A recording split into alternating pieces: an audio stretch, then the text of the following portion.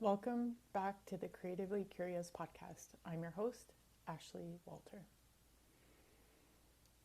Thank you for returning back to this podcast.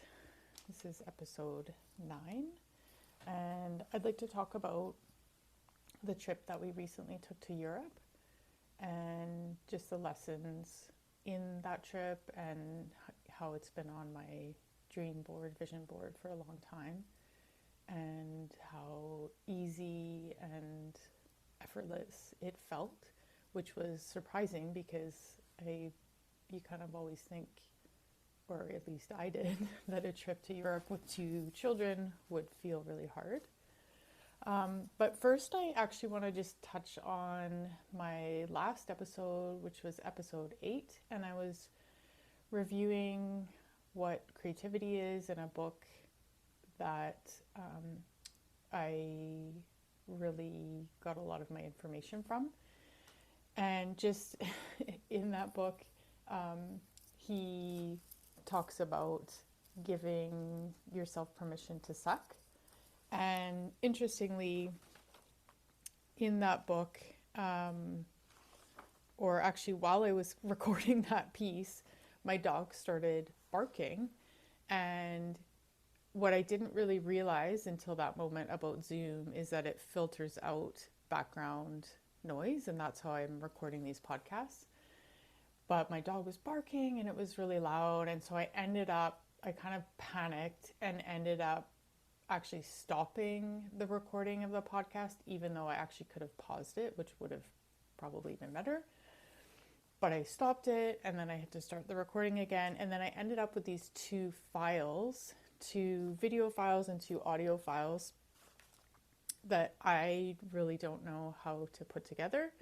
I'm kind of doing this on my own at this point, but so that wasn't ideal, because usually I try to just record everything at one time, and ideally I don't really want it to be edited and polished, because I feel like we need more reality, we need more just not being polished and not putting out this kind of persona or this like perfect package out to the world, because ultimately we aren't perfect. And anyway, so I didn't want to have to edit. I don't know how to do that. I'm sure in the future, if I want to go that route, I'll look into hiring that. But anyway, so I had these 2 files. I needed to put them together. I was trying to figure it out. It seemed really hard. Wasn't sure what to do. So of course, ChatGPT, man, it comes through every time. So I plopped it in the AI, and it told me how to so easily put the 2 files together. And now, because I recorded on Zoom and there's video, I needed to put it into iMovie, which I have a Mac, and it was super easy. Plop the 2 pieces in there and then just export it out as one file and upload it. And so, I mean, that episode isn't ideal. I don't love the quality of it. I was getting over a cold. I ended up getting sick towards the end of our leg of our trip. So I was getting over a cold. I had a cough and sniffles, and so there's kind of that in the recording. And then that piece happened. But you know what? I guess I feel like it's another lesson in doing it messy. And I'd rather do it messy and take that action than sit around, having to re-record or stress about the perfection of it all, because I feel like that has held me back a lot. And I know for sure for coaching clients, I hear that a lot, that perfection piece. It basically makes a person not want to move. And what I'm learning and what I've learned through that, my creative process too, is like you actually need to get into motion and get into that action and you'll learn from it, and it feels uncomfortable because you don't know exactly what you're doing, but you learn so much through that movement. And that movement, that action creates momentum, and then you get more ideas and more inspiration. And I mean, I learned that piece about iMovie, that was pretty easy. I learned that piece about Zoom, that it filters out the background noise. And then even just me telling that story, actually I ended up telling that story to my coach, and she learned something from that too, because she's always concerned about the noise of her kids in the background. Now, one thing that I also would like to figure out is we ended up getting these healing, well, this one he called a healing bowl, the person that we purchased this from, Deepak, and another singing bowl. And I was wanting to give a demonstration of what that sounded like, but I can't quite figure that out at this point. Zoom seems to be filtering that sound out, but I'd love to be able to record that and have that on the podcast as well. So there's that piece. So thank you for your patience with that. And I hope it's a lesson for you too, that you can do things messy, you can forge ahead, and it's better to take the action than to wait for perfection. And so then that brings me to, I wanted to talk about the trip that we just took to Europe. So we ended up going to Europe for about 2.5 weeks. So my husband, my 2 kids, I have a 10-year-old and a 4-year-old. And just for context, so this is 2025. And we actually hadn't been on an airplane since, so it's March 2025. We haven't been on an airplane since December 2018. Because then we were going to go again on a trip in 2019 in December. Decided not to because I was pregnant. And then the pandemic hit 2020. I ended up having my son in April of 2020. And we just, obviously, we all know what happened there. And then we just made a decision to travel within Canada. And that's what we've done, just road trips. And so we haven't been on an airplane. My son hadn't been on an airplane. He's the 4-year-old. So I felt pretty anxious actually about traveling, which was interesting because I have traveled quite a bit. Obviously not, within Canada into the States, but I haven't been overseas since I did my semester abroad, which was, can't remember exactly. It's been over 20 years. I won't date myself. So yeah, I haven't been on, I shouldn't say that. That's not even true. We've been to Asia, but I haven't been to Europe, and I haven't been on a big trip like that since I've had kids. So I felt kind of anxious about it, traveling with the kids. And basically I was scared. I felt scared, and I thought, I don't know if I can do this. We can't do this. We can't travel with these 2 kids. And I believe I've spoken about this practice that I do on this podcast, where I end up writing to the feeling that I'm having. So similar to Liz Gilbert's practice of writing to love, which I also like to do. I will write to my feelings, and especially the feelings that are really talking to me, like anxiety or sadness or anger. And I find it to be a really helpful practice for me. And I kind of just go back and forth. I'm just letting the voice of that feeling come through, and then I'll kind of ask questions or say something to it, but I'm writing it all down. And it basically just gives that feeling a voice. It's seen and heard. It basically feels like it kind of comes out of my body. And not that I'm internal family systems therapist, but I've done a lot of reading about that practice, and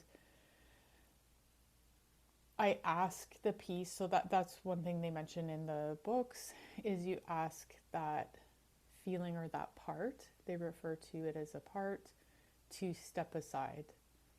So if it's feeling really strong, really activated, you talk to it and give it a voice, and then just kindly ask it to step aside, because you're an adult now and you can take over. You don't need that anxiety or that scared part to be in charge.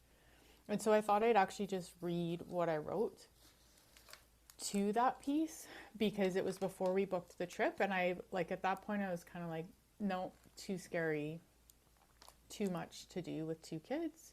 And we took my daughter out of school. They had a bunch of PD days, and so it wasn't a full 2.5 weeks that she missed, but there is that piece there too. But I'm going to read this in case that it's helpful for you to just see. And it feels a bit vulnerable for me to do that, but it is a practice that I use regularly, and it's helpful to me, so maybe it'll be helpful to you. So I write, "Dear anxiety, what would you have me know?" And it may be a bit confusing because I go back and forth, and I'm not going to say who's who, so you'll just have to kind of figure that out. So, dear anxiety, what would you have me know? We aren't safe. It's not a good idea. What isn't? Going traveling. It's too much with kids and foreign places. It's too scary. We can't handle it. I hear you. Thanks for sharing that. My stomach feels tight and burning and knotted. What would help you in this moment? I don't know. It is scary to do new things and go to foreign places. I get that. I'm here for you. Remember when we went to France or Ottawa or Calgary? We were scared then too, and we figured it out. That's true. And it eventually was fun. That's true too. Breathe. Allow. What would you rather be doing? Anything but this. Fishing, maybe? Would you want to go and do that? I've got this. I'm an adult and I can handle this. But my job is to protect you. And you are great at that job. And I really appreciate you. Thank you for doing that. You are so good at protecting me. I think it's my job to protect us now. I'm an adult and I can. Okay, we could try it. I'd like to go play. Sounds great. So that's kind of the end of the writing piece. And I guess I didn't ask it specifically to step aside, but basically, I asked it, what else would it rather be doing instead of that protecting piece? And, I still had some anxiety for sure, but we ended up booking the trip. And I definitely was nervous about the plane ride, not so much for my daughter because she reads a lot and they have, movies on the plane, but my son, who's like super high energy and needs to move around a lot, I was concerned about him. But it all worked out. And really the whole thing, I keep saying, felt like a dream because everything seemed easy about it. And I don't even really know why that was, or I guess maybe we just had the intention that it would feel that way. And it's not like we booked a ton of things. We went to Amsterdam, then we traveled via train into France and went to Grenoble, which is the place that I did my semester abroad years ago, and then down to the south of France in Nice, and then took the train to Genoa in Italy, and then up to Zurich. And we flew out of Zurich back to Amsterdam, and then Amsterdam home. And so we booked our Amsterdam hotel, and I guess our Grenoble hotel. And then we just kind of booked everything else while we were there on the go. And we did a mixture of hotels and Airbnbs. And I mean, the train travel there is easy. Kind of figuring out the URL pass was a bit strange, and I'm ultimately not sure if I would do that again, because we didn't book things super far in advance. Some of the trains, like the passes for the URail, they didn't have places on the train, but I don't know. I'm confused by that, so I'm not sure that was the best way to go. But like everything was good. The kids enjoyed themselves. You know, we did a mixture of like stuff for them, going to zoos and aquariums, and then going to museums. We did lots of walking around.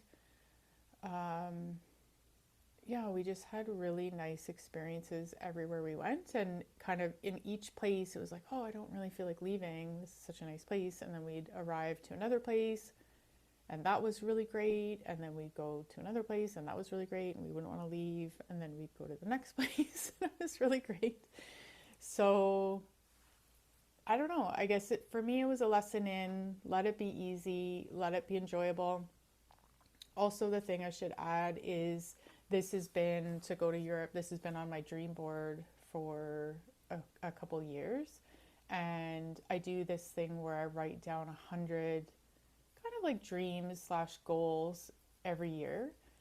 And that's been on it for years. I've done that for quite a few years now, so that's been on it. No, I didn't specify exactly where to go, but I wanted to go back to France.